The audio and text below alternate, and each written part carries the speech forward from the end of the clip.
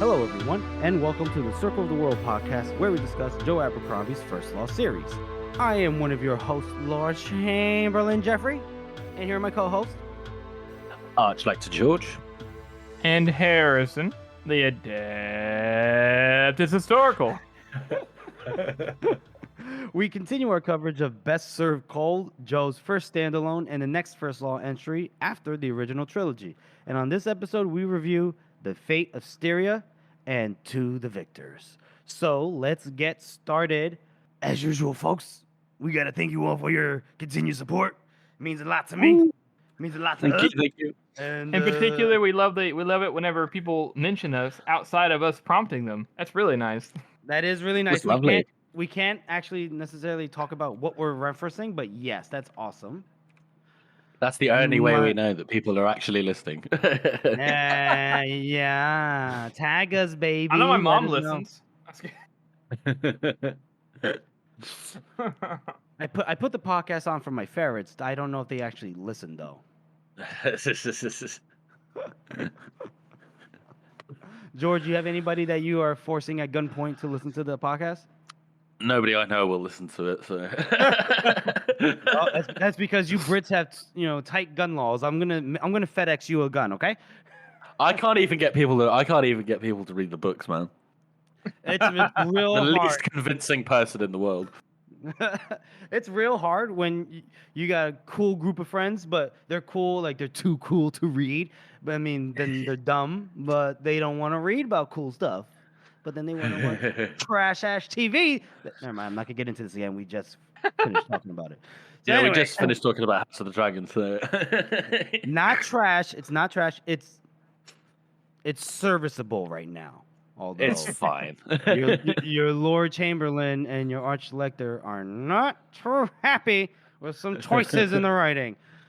Anywho, this is a First Law podcast, not a Song of Ice and Fire podcast. If it was, it would never get completed. So let's just thank the audience, the people who have shown up. You mean so much to us, right, Harrison? We love you.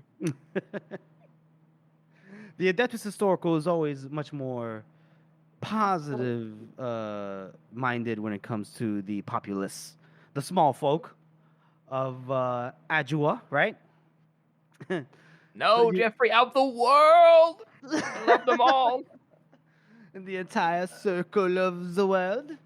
And we want to thank out, just again, thank you for your support. I want to shout out any past artists, you know who you are, that have helped us out with our logos, banners. Well, the logo is me, but the banners and everything else, and some potential future artists. And also just to remind you all to follow us on our social media platforms, our YouTube page, our OnlyFans, and yeah, just click and subscribe. All right. All right. Now, without much further ado, let's move on to the first chapter read-through of the episode. And this one, folks, is, well, let's not to put it lightly, it is the Fate of Styria at hand, right? So, we start this chapter off from the perspective of our girl, Manza. And she starts off by pointing out a group of soldiers. Up there. So, yeah, she goes up there, she points over to a ridge where a group of soldiers are making their way. They're about half an hour away or so. But she's looking at them. She goes, interesting. The banners, their herald, is that one of the cockleshell of Sapani. And Manza's a little confused. She goes, the Sapanis. Interesting. Why the hell are they fighting for Orso? Because they're the world's most neutral men, the most neutral city, right? And then she hears a guy say, "Who says they are?" And she turns around to look at Duke Rogan, and this man has a shit-eating grin. And he goes, "Rejoice, Mercado, for the miracle you asked is here." I do like that. I mean, it is a really, really, really good play, but I really like how it kind of turns on him here in a second. Oh yeah. And Manza's confused. She goes, "They're with us?" And he goes, "Uh-huh." And they're in Foskar's rear. And the best part is, it's all because of you. And she goes, huh? And he goes, yep. Do you remember that little conference back in Sapani, arranged by the King of the Union? And she goes, uh-huh. The one where Aryo and Foscar were a part of it, and Rogan and Celier led the way. And, Rogan admits that he had no intention of making peace with Aryo and Foscar than they had with him. The only thing that he was there about was to try to convince Chancellor Sartorius to come over to his side, to the League of Eight. He tried to convince him that if the League of Eight lost, then Duke Orso would just turn his sights on Sapani, that he can't just be neutral his way. He can't just, claim neutrality, for the end of time, because Orso won't care about that. He's going to want the entirety of Styria under his command.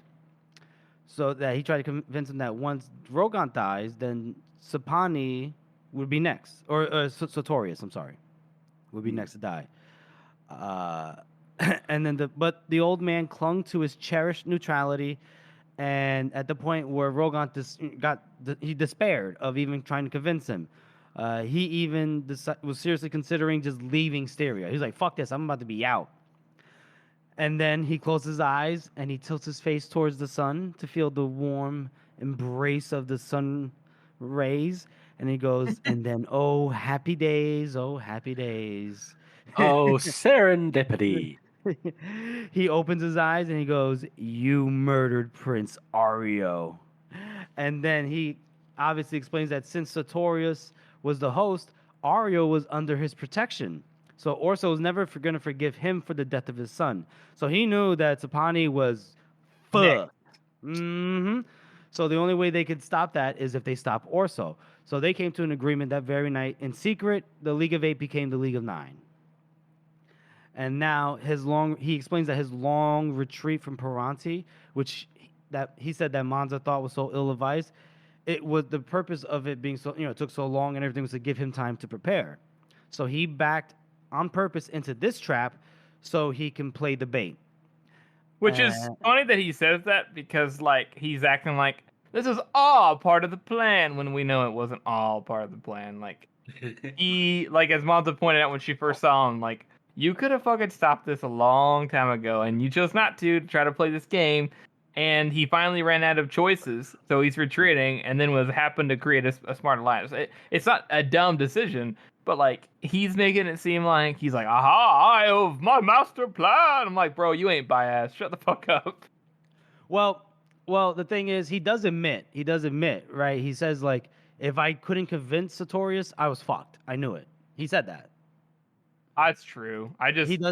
He does it. I know you just hate the little the cocky way. He's like, oh, look at this. My cock is big thanks to the cockle shell of Sapani. But yeah, I get it. I understand what you're saying. And then he goes, and then she goes, well, what about Casca? Why, because he's not charging or anything. He goes, well, he took a very large amount of money from my Gurkish backers to just stay out of the battle. She goes, what the fuck? I offered him money. He wouldn't take it. And he goes, yeah, well, duh. He wouldn't take money from you. Ishri is much more polite, And then he gets real pompous. He goes, he quotes Juven's principles of art. He goes, war is but the pricking point of politics. Blades can kill men, but only words can move them. And good neighbors are the surest shelter in a storm. And then he says where he quotes it from, and he goes, you're so narrow in your book learning, Monzo. You must expand your... Oh my God. That's what I'm saying, see? Yeah. So the pompous nature of his pompousness. I'm just going to repeat the word pompous a lot. I mean, let's be real. I would say, out of all the characters that we see, and Joe writes a lot of pompous-ass characters. I think Rogan is one of my favorite of pompous asses, because he actually does things to back up some of it, and just enough for you not to discredit him, but also... it's so irritating. It very much is very irritating. And then he continues on, because when she goes, well, I came to reading late. He goes, you may enjoy the full use of my library once I've butchered the Talanese and conquered Styria. It's like, buddy, you? Anyway, He does say something that's very true. He goes, if the Taiwanese troops had a more seasoned leader than Foscar, they probably would not have fallen into this trap so readily. Like if General Yeah. Ganmark was still around, I wonder what happened to him. And he looks at Monza. And I like the fact that, like to this point, Monza's revenge has literally done nothing except help Rogon. basic, yep. Like she doesn't even feel that good about it, but like if she hadn't killed Faithful Carpi, then Costco wouldn't have been there to take the bribe as well. Right. So like those three things, the only person it's helped is Rogon, and that's it. How fucking sad is that? Yeah. That's a great point, George. I never thought about it that way. You're right. Because the only person who could actually benefit in a position of power would have been Rogon with all the shit she was doing. So that's a really good point. What an idiot. Yeah, and so he talks, and he's talking about like how he's so excited that because of all that Monza's done, she's kind of cleared the way for him, and now they just have to sit back and relax. And she goes, "Oh, is that all?" And then she notices that the I think it's the Afoyans. Yep. They're on the right flank of the Osprians, and they're starting to what's the nice way to say it? They're starting to break. Because they're locked in heated battle with the Taiwanese army as well, and they are starting to break. And then Rogan goes, "Yes, well, we're on our way to victory." Oh. And so now basically the Afoyan lines are beginning to scatter in every direction. And then she goes, "If the Baelish bastards break through, if they break through, then they're gonna take your Austrians on the flank and roll your whole line up. It'll be a rout."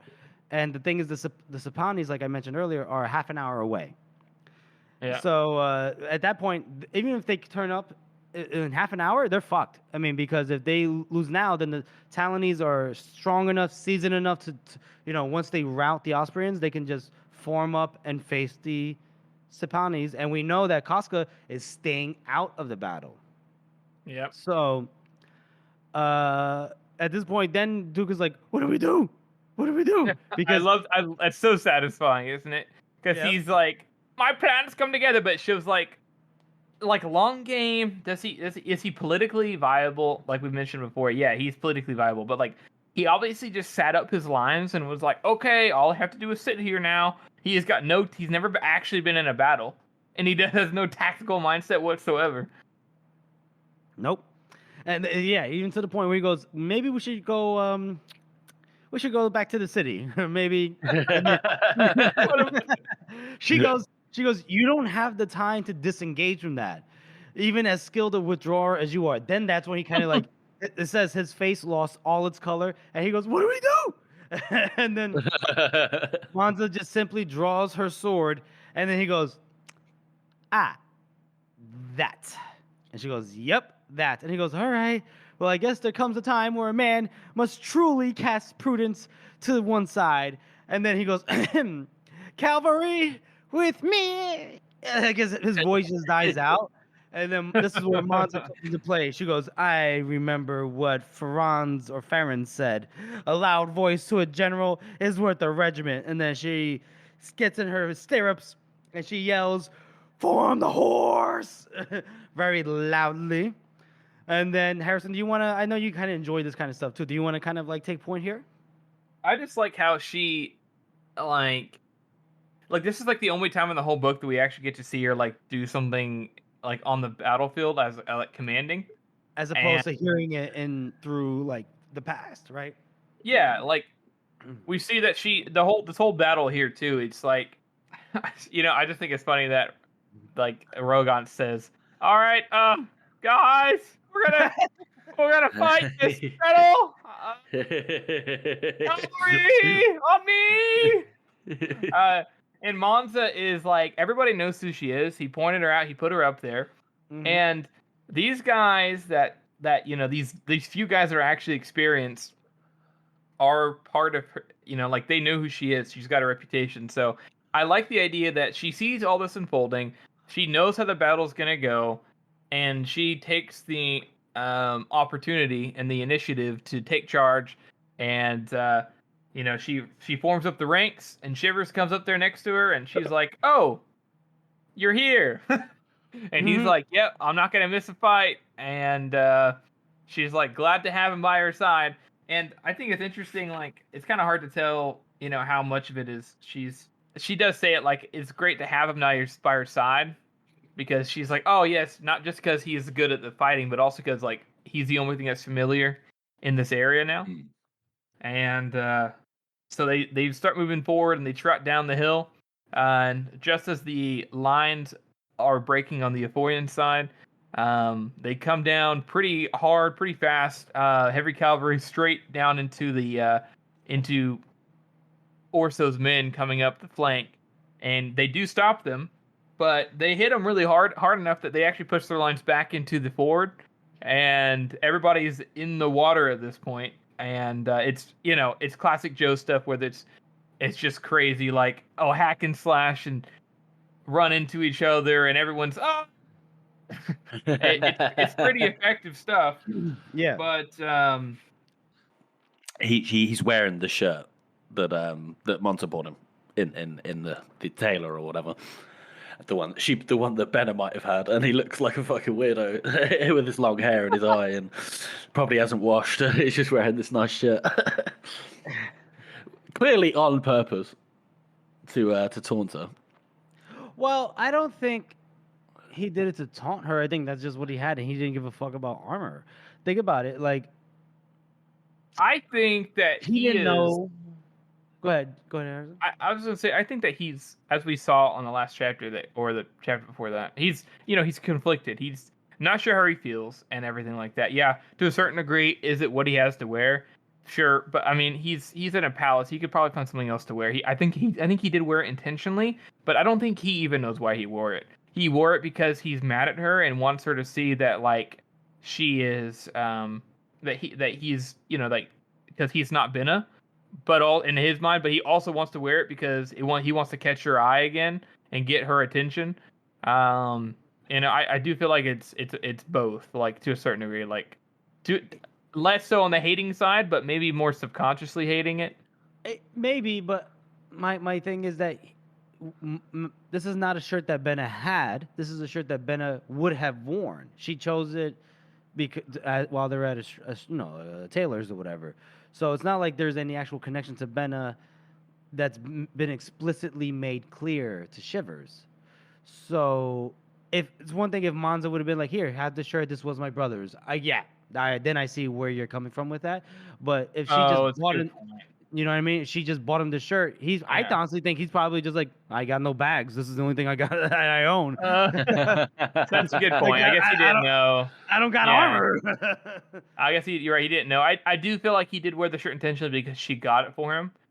Maybe it's not as hateful as I was thinking originally. Yeah. Maybe not. But I do think he did wear it on purpose to get some attention from her. That makes sense. Yes, that makes sense. Mm-hmm. But so basically, Monta's charge is successful, and they do push the Austrians initially back for at least that first like line or whatever. I do like how there's notated like the Talonese are all decked out in armor, and they have the halberds, and they have like it says pole arms, but pole arms are basically halberds and similar weapons. Am I right? Yeah. Yeah. I do like halberds have like an axe head, I think, and I think pole arms have the. Well, a halberd specifically has the three, so it has a reverse spike, an axe head, and a spike on the top. And then a pole arm could just be any weapon that has a pole on it. So it could be like a Lucerne hammer or something like that. Oh, interesting. I thought it had a specific that hook in the front, but okay, that makes sense. Well, that would be a bill hook. Oh, okay. Right. Very nice. Nice. George coming in with the clarification. That would technically be a bill hook. he's like, well, actually. Yes, that 2 weeks I spent studying medieval weaponry has really pulled off. Listen, man, I love it. I like that.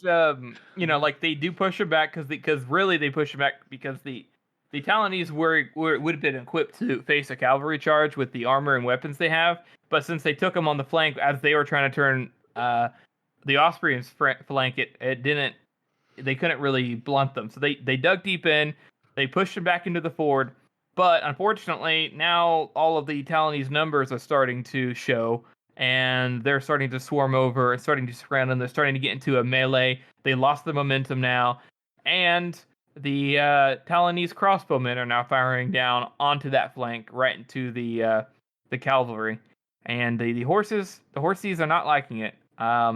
And Monza's horse actually rears up and gets shot right in the neck, and she falls down, and she's stuck in some water and mud, and she's like, should have stuck to farming.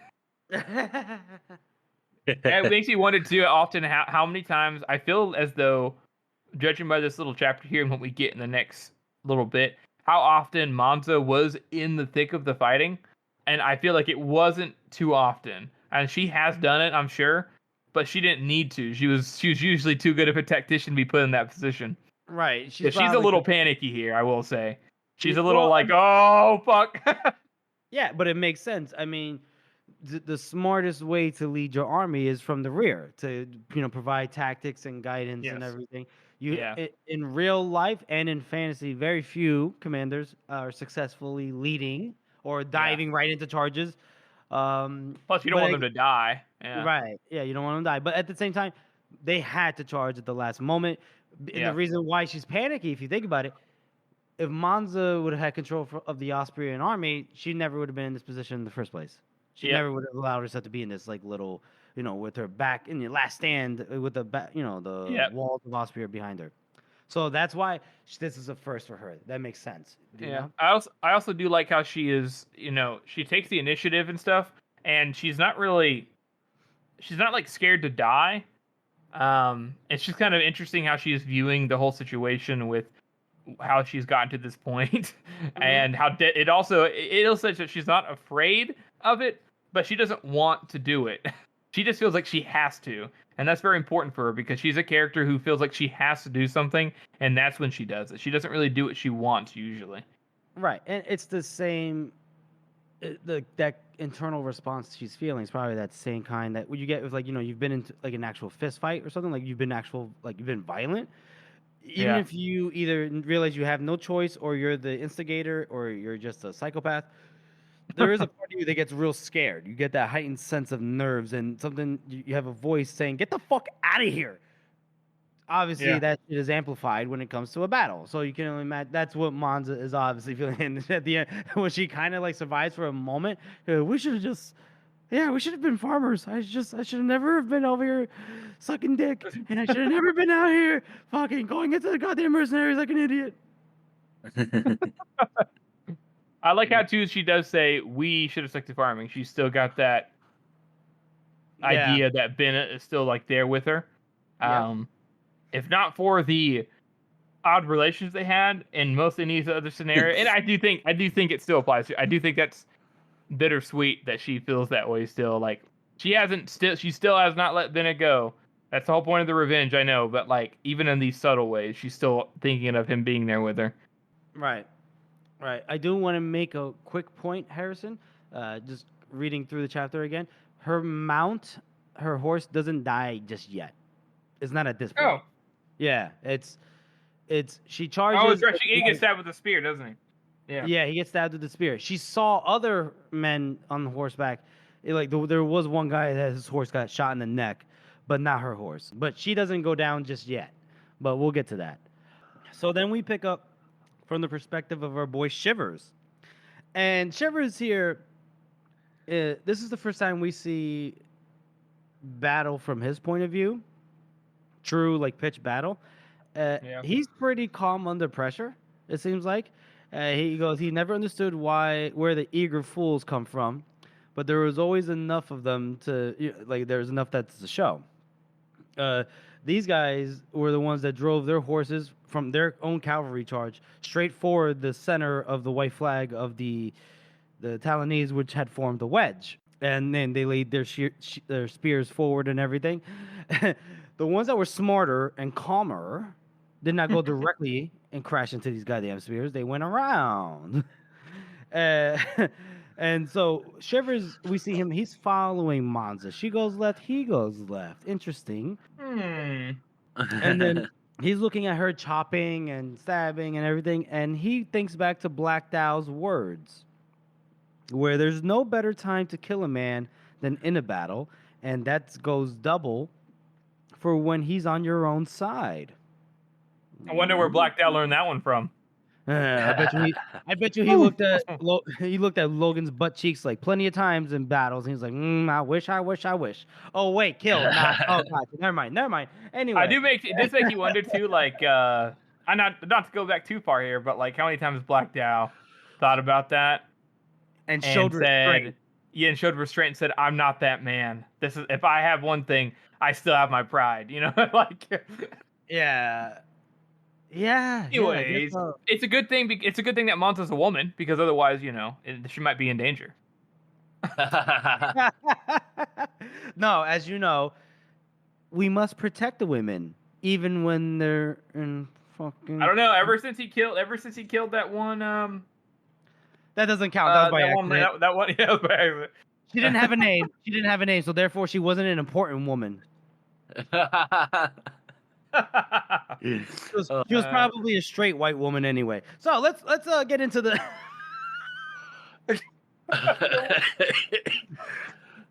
George, up You're to fucking you. wheezing me. George, up to your discretion if you want to leave that one in. And so, yeah, as to Harrison's point, like Blacked Out thinking about this, Shivers thinking about this. He goes, as soon as he thinks about these words, he gives his horsey the spurs. He's like, "Come on, little buddy, let's get up right next to Monza." Now, first time reader, you're going, ruh-roh. Or maybe more appropriately, ruh-roh. But as Monza is locked in heated battle with this guy that is jabbing at her, the spearman, he raises his axe, his axe up high, and it kind of is trying to lead you to believe that, she could be in danger here. But he murders that spearman right where he stands. And he's basically, he's protecting her. He's killing everyone that's not on a horse, killing anyone that's on a horse that's in his way, basically kill everyone. And now he's screaming his war cry, the northern war cry, the icy high wail of the north that they used to scare shitless those auxiliaries outside of Adua when they charged in the last Argument of Kings. You guys remember that? And it probably makes the war cry sound that much more terrible or scary with his voice being so raspy and it cracks, right? Guys, what do you think? There's definitely, I think this is where the change happens, where his voice becomes a lot more. Oh, right, because there was hints of it, sort of, in what was it, in Viscerine? Yeah. But here's where it truly breaks, maybe, right? Yeah, like in terms of the audiobook, anyway, this is where, like, probably just from like screaming in battle, like his voice finally fucking goes, and he starts doing the, Shivers, we're gonna kill you. And he starts screaming in northern, die, back to the mud. I realized that this might be like, it's kind of I didn't think about this before, but when you mentioned the change thing, this is kind of in perfect contrast or in complement to how he actually feels. Like he's starting to directly think about murdering Monza in the heat of battle. And as he's like going through, he feels like himself, he feels like he can do anything. He can kill everybody. And, he's in that blood frenzy again. He, what's that? In battle, a man finds out who he truly is. It's, I think that's really perfect here for him. Yeah, no, for sure. And I want to point something out. This might be base humor, but whatever. For us, we know as readers and fans that Styria and people in Styria are supposed to represent, kind of like Italians, right? Yes. And the Northerners are either your Anglo-Saxon, your Saxons, or maybe your more Scandinavian Viking warriors, right? Yep. So can you imagine as an Italian, you're tired, right? And you're fighting in the water, you're hundreds of miles away from home, or maybe dozens of miles. I don't know how far apart these cities are. But you're Styrian, you're Italian, you have a certain flair and a espressatura, and very nice. And then here comes this hulking maniac, Gosling, Geisen, Fleisen. I mean, that would be terrible. With a gravelly voice, I'd be terrifying. I would have shit my pants, and I think that lends like a certain ambience of fear that permeates through the rest of the Syrians, the Talanese at least, where that's fear really does help. Yeah. I think somebody like Shivers. Well, not to spoil anything, but when you get the short little story of some characters in this battle fighting against Monza and Shivers from their POV, they are quite terrified of Shivers. Like, what the hell? Why is there a Northman here? What? Oh, really? I forgot about that. I got a pretty short. It's pretty funny. Yeah. It's great. They're terrified. I mean, I would be. Fuck. But yeah, so Shivers is, he's doing his thing. He's going berserker mode, as a northerner is wont to do. And he's doing really good. And then he realizes at some point, while he's on his horseback still, somebody grabs him from the waist. He tries to reach around to swing at him. His arms are kind of like caught. Next thing you know, he's tumbling over. Somebody was pulling at his face too, as well, on the burned side of his face. And then as he gets up, he sees a young lad. We don't know how young, right? And it turns out that the young lad is staring at something in his hand. And we look down and we realize that he's holding Shivers' fake eye in his hand. So then the kid looks at Shivers and says, "What the fuck?" And then they engage in a battle to the death, and Shivers, being the bigger, stronger, and angrier man, kind of slowly drives his axe forward into the kid's neck, which is it's a rough one, right? I think that like this guy does actually a really good effort. Props to him. Good, yeah. He never stood a chance. Never stood a chance, but he tried. I mean, Shivers got momentarily distracted by somebody else. When Shivers killed that guy, he turns around, and the kid, he dropped the eye, I guess, and now, went at Shivers with a knife, but it was never going to end well for the kid, but he's got balls. He's got balls. And then we basically end the Shivers part in this chapter where he's sloshing on through the water on foot, looking for more and looking for Mercado.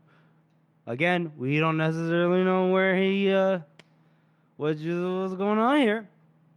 And then we cut back to Mercado's point of view, and now is where, as she's doing the charge, her horse gets killed. Yeah, she, even though that she hasn't really been in this position too often, at least as far as we can tell, she is basically just reactive here. She's like, in her mind, she thinks of what Vittorio wrote, which is, there are no straight lines in war. And that's actually a really good quote. I don't know if that's I don't know if he just took that from a real life person and put it in there, but in war, there are no straight lines. That's a really good one. But she is she is getting attacked from all different sides. And she's trying to react to each one. She's in the water, trying to come up and turning around, and she's having a pretty fucking hard time. She's out of breath. She was hacking and stuff, and she unfortunately realizes that her horse, as she's like going down, is actually on top of her, and at least on one leg. And can you imagine that? I mean, you're basically underwater with the horse on top of you. Yeah, that's fucking terrifying. Yeah, that freaked me out. Yeah, a horse is no light animal either. That's not a thing that you can just kind of go, "Excuse me, a dead horse." No, it's like trying to push a fucking grizzly bear who's just falling asleep. For real. So she's like freaking out, trying to get it off, and thankfully though, Shivers comes up and looks at her for a minute, and pulls her out, and it starts protecting her, and then he murders her. I'm just kidding. End the story. He seriously thinks about it, Bye. he is definitely thinking about it. Yeah, apparently she thought it was gonna happen because he raised the boot, and she goes, "Oh, he's gonna stomp my fucking face in this water," but then he just used it to plant his way to lift the horse so she could get out. Yes, and it's like pretty creepy too, because like you're trapped and everyone's surrounding you, and then Shivers is just like sneaking up behind people and like yak, like just murdering anybody who gets in the way. But yeah, basically by the time they get her out of he gets her out from underneath the horse, and they're like, they fight their way. They're just kind of back to back kind of ordeal. And then they hear somebody yelling, "Victory! Victory!" I don't know if you guys want to add more to that part, but I'll just add that Shivers, for all of his conflicted feelings, his instinctive action that he takes is to protect Monza. Even if he's rough about it, he's shoving a hand in her armpit, like, "Get up, bitch! We gotta fight to live." And obviously the violent fighting that we're doing, and Monza's she's so tired. Remember, this is less than a year of her falling down that mountain. Her right hand is a ruin. She's not left-handed. I can't remember, but am I correct in remembering that her left hand got fucked up? I think by Ganmark, but I think she's using it still now, though. She's using it. It's healed up enough for her to use it. It's healed up, right? I mean, but you're right though. She's a fucking heroin addict. Yeah. Who's less than a year away from a fatal injury, with probably hardly any sleep, with hardly any fucking like the right diet at all, with hardly any extra exercise other than traveling. Like, yeah, she was not supposed to make that charge. She was not supposed to be in the thick of things. That's for sure. This is one of those moments where maybe we can safely say that, just for her sake, her as a woman should have belonged up in the kitchen. Up in the ramparts. Perfect. I'm sorry. George, again, up to your discretion if you want to keep that in.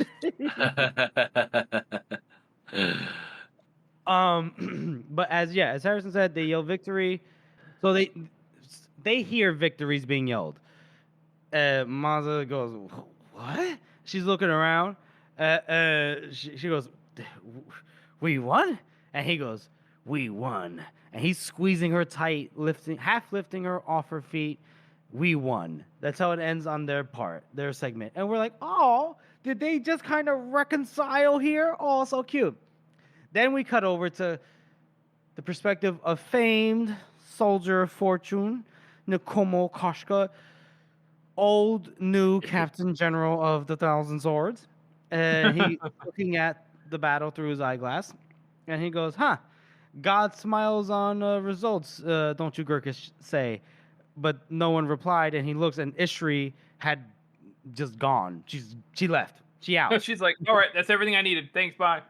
Yeah, and then so he just basically swivels his seat around, looks at Friendly, goes, "Quite the show, huh, Sergeant?" And Friendly's too busy rolling dice. He looks up, and then he looks right back down. Doesn't say a word. Oh, man. So, and he could tell that this had Monza's hand all over it. That if it wasn't for the timely charge of Duke Rogan's cavalry, all would have been lost, because the Sapanis were too far to get there to help them out, right?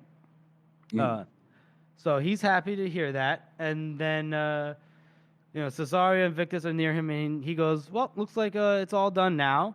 And now it's everybody's favorite part of a battle, which is the rout." And then he goes, he tells Victus and Cesaria that, it looks like we should probably help with the mopping up, which really means the searching of the dead, and help with the prisoners to be taken and ransomed, which really means murdered and robbed, depending on social station. And we should probably help with the unguarded baggage that should be confiscated, lest it spoil in the open air. What it really means is lest it be plundered or burned before they can get their hands on it. So, Victus, being the industrious captain that he is, he's making arrangements for it to be done right meow. And he goes, he does declare that it's time for the men who are on the move, because he would be so ashamed if, after all, the poets had said that the 1,000 swords were at the Battle of Austria and did nothing. And then he goes, maybe it's time for lunch. And that's the end of the chapter, which I do got to know, that is fucking hilarious. And he goes, I cannot but do anything since I got paid by both sides. And now he's like, well, I can't have it be said that I did nothing. This is peak Costco, isn't it? It's Costco just being an absolute. He's a genius, and he's also a bastard. Scoundrel. You scallywag. Scallywag. How would you boys rate that chapter? I'm not the biggest fan of this chapter. I think it's a little bit drawn out. The battle it's fun, but for me, I think this is one of the bottom tier when it comes to Joe's battle scenes. And not to say it's bad, but I reckon I'm going to give this one overall a 5. So what I'm hearing is you hate women. Got it. Okay. Well,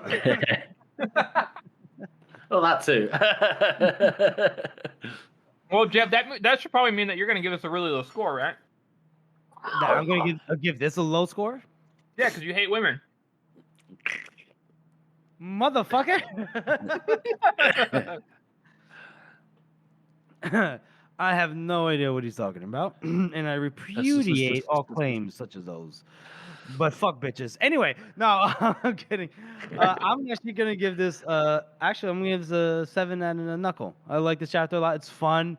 It's very free flowing. The battle feels chaotic, but there's a sense of order to it in terms of it being easy for us to follow, and that just that little hint that Shivers is just. Is he on a hair trigger? Is he about to lose his shit and kill Monza? Oh, we think it might happen? No, it's not really gonna happen. But just the threat of it was nice to keep us on our toes. A little too not cliche, a little too convenient as to how the Sipanese kind of just showed up and it all fell according to plan, like Harrison was mentioning earlier. Knocked this off from it being an 8. I'm still struggling if I really want to give it a 7, but I'm going to leave it at 7 and a knuckle, just so no one thinks that, I hate women. Anyway, Harrison, what's your rating? I feel pretty conflicted about it like you guys do, because, I mean, it's like, I don't know, it just doesn't seem as good as it could be, I guess. Mm-hmm. Like, I really do like the Monza, like, let's go in this charge, but it almost feels too narrow for a Joe battle, because Joe is really good at getting all these different angles, and I know it's part of the idea, but I think I'm going to give this one a 5 and a knuckle. Like, it's a good little fight scene. I like the Shiver stuff the most, I think, and but it's, I don't know, like you said, it's kind of one of his weaker battle scenes.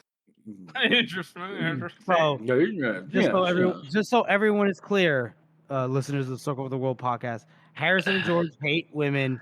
I love women. How did you know? All right, well, boys, thanks for that. Appreciate that, those ratings. And we'll move on to our next segment, best meme of the week, or possibly memes of the week. Whoa. Georgie boy, this be you. Take it away. So this week we're going to do a couple of different memes, because there were a couple that I thought were absolutely fucking hilarious, and one that was maybe physically sick. So I'm going to start with one that Harrison put up, referencing. Oh, why? Thank the you, latest George. episode of House of the Dragon with, well, not the latest one at this point, but the one before, whatever, with our boy Stephen Pacey. Stephen Pacey. It's good to see him getting some television work again, which is brilliant. He deserves it. He deserves all the work, and he gets to spit on Crispy Cole, so that's brilliant. What else? Yeah, so the actual meme itself is me and the boys trying to convince Stephen Pacey to play all of Joe's characters in any potential First Law series or movie. And as user Joe234248 points out, it's like Eddie Murphy in The Nutty Professor. Like, he's just playing every character and he's got heavy prosthetics on. I think that would be absolutely wonderful. And he could pull it off. We could pull that off. So that's you, Harrison. You had a dream. Second, we've got a repost from the First Law subreddit. This got 0 upvotes on both First Law subreddit and House of the Moonmaker because it's just so stupid and obviously rage bait. This is Bees Churger. This is his casting for the First Law, which is by his fucking George Carlin. I'm pretty sure that guy's been dead for 10 years. But okay. Logan is Mel Gibson from Braveheart or the Patriot. Specifically from Braveheart, because he's got to have the long hair. Rob Schneider is the Dog Man.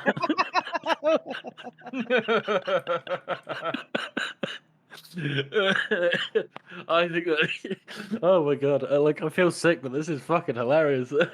And then finally, Nicolas Cage just glocked it. That's awesome. You know what? I'm gonna be honest. At the end of the day, I've still, no matter what, Nicolas Cage is crazy enough. He could probably pull off a mean Glockta in his own weird, wacky way. Oh no, God, don't say that. I'm just saying, man. Don't hate on Nicolas Cage. The man he comes to he does not fuck around, no matter what he does. No, I think Nick Cage could do it if you give him the right combination of drugs. Probably. I'm pretty sure that's how he does all of his roles. He just fucking. The way to do Why it, baby. Not? And then finally, we have the actual meme of the week, which is from Tam Elbor again. Another Tam Elbor classic. And it's the scene from American Psycho with the business cards. And it's the bit where I think it's Glamour Golden's like, look at an Ironhead scar. And he's like, impressive, very nice. Let's see Ken Ironhead scar. And look at the subtle off-red colouring, the tasteful thickness of it. My God, it's even showing some bone.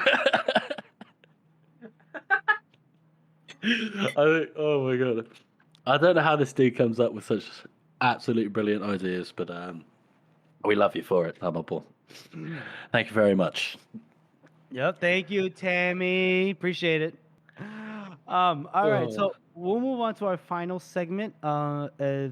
If you can't tell or you're not aware, feeling under the weather a little bit here, we are. So we're just gonna keep it to one chapter for now because we're already at an hour, and why subject you to our ramblings? And I have the flu, and I might die if we go for another 40 minutes. Okay, so yeah, basically it's just George's fault. But still, I tried to. My fault. I tried to spread the blame amongst the three. My fault.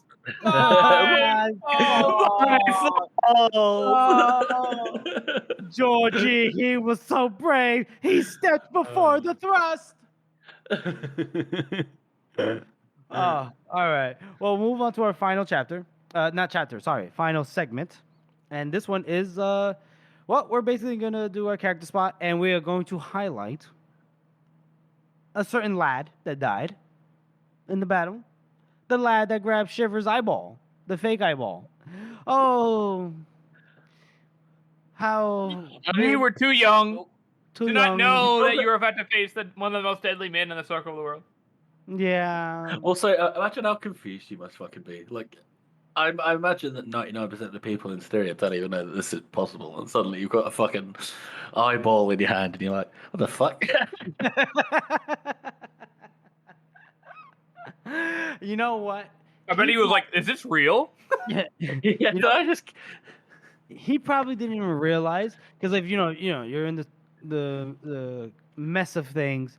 He probably didn't realize like Shiver's face was like all scarred up and everything. He probably was trying to legit pluck his real eyeball out, right? Yeah. And then when he looks down and he sees that there's no blood and there's a metal ball in his hand, he goes, "What the fuck?" Can you? Well, I think this is when Shivers loses I'm assuming it's like a porcelain cap with the actual eyeball painted on it. Oh, he lost that. And So he's already lost that. So this whole fucking metal ball comes out. Oh my god. Yeah, just the metal ball. Terrifying. Just the It's metal horrific. ball. Mm-hmm. Yeah, yeah. So that kid. So sorry. Just with the Talanese soldiers in general as well, like they've been winning for so long and they've been just on such a roll with like minimum losses, and then all of a sudden they just lose. I feel so fucking sorry for them. All these conscripted dudes, just kind of like, oh fuck. Actually- I should have picked the other side. I don't think they're conscripted, but Oh Still, no, fair they enough. might be. I mean, they kind of are / have to be. Like, I suppose you just get desperate, don't you? And like, oh well, this pays Yeah. better than being a farmer. Right. we know they Uh, get paid actually. Yeah, we know they get paid. Yeah. But Oh, I didn't mean conscripted in that they didn't get paid. I meant like that really they don't have the kind of choice to be there. Like it's this or Yeah. Oh, that's die, fair. really. well, yeah, if you right. You always have a choice. Yeah, of course you do. Of course you do. Yeah, man, it's got to be suck to be them. They think that this is the last battle that they have to fight, and then they're done. Really, Sapani should be an easy one to take out once they turn their sights on them. But then that's it. All Styria is done. But no, because the Sapanis have snuck up on them. It's got to suck to be a Talanese foot soldier, at the very least. The foot soldier. Yeah, it does. I mean, Joe loves to point that out in his battle scenes, especially, and we will see more of this when he eventually starts doing the little people chapters. But, You know what? It's like every foot soldier in the first Law series is basically that meme of that like dude bro of the sunglasses, and he goes, "Bro, I'm straight up not having a good time." That's a foot soldier in the circle of the world. I'll tell you that right now. And we were talking about this earlier, Harrison, where so in Sharp Ends there is a chapter where we kind of see somebody else's perspective of this battle. Supposedly that was actually removed from the book as well, which is interesting because I really wish you'd have kept that in, Joe. We want to see more of that kind of stuff. I mean, it was removed, or he thought about it later and thought, "Oh, this goes here." Man, this is such a good idea. I should start doing this in every book. Yeah. So yeah, rest in peace, eyeball lad. Eyeball lad. Eyeball lad. We barely knew ye. Pobre. Rest in peace, homie. Rest in peace. Well, folks, that'll be it. That's a show, everyone. We want to thank you all for listening and supporting this podcast. As you know, this is a passion project for the three of us, and your support really does mean a lot to us. Join us next week as we cover To the Victors, So Much for Nothing, and Shifting Sands. And make sure you follow us on all of our social media, and we have a website. It's circleoftheworld.com. And if you haven't already, please subscribe to our podcast on Apple Podcasts, Spotify, or wherever you get your podcasts from. And please make sure to rate and review this podcast. Thank you all again for listening. Lunch, perhaps?